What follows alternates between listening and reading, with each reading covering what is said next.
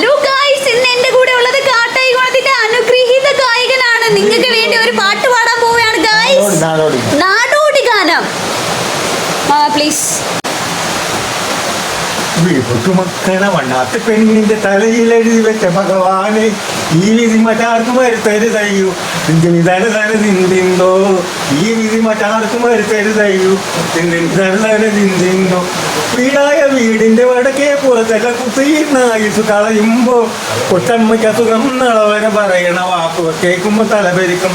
കൊച്ചമ്മയ്ക്ക് അസുഖം നളവരെ പറയുമ്പോ വാക്കുകൾ കേൾക്കുമ്പോൾ തലപെരിക്കും. കവലയിൽ നിന്ന് ചിലർ കണ്ണെറിഞ്ഞിടും, പക്ഷെ ഞാനൊന്ന് നോക്കിയാലോ പമ്പ കിടക്കും. ഓടാ പോയെന്ന മട്ടി നടക്കും ഞാൻ, അല്ലാതെ എന്തു ചെയ്യും പൊന്നുമളവരെ. എൻ്റെ കളി ചായം കളഞ്ഞത് കൂലി പകുതി കുറച്ചിടുന്നു. എൻ്റെ കളി ചായം കളഞ്ഞത് കൂലി പകുതി കുറച്ചിടുന്നു.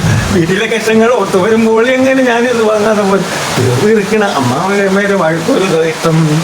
ലക്കില്ലാതെ കെട്ടിയും പോലും കാശ് കൊടുക്കണം.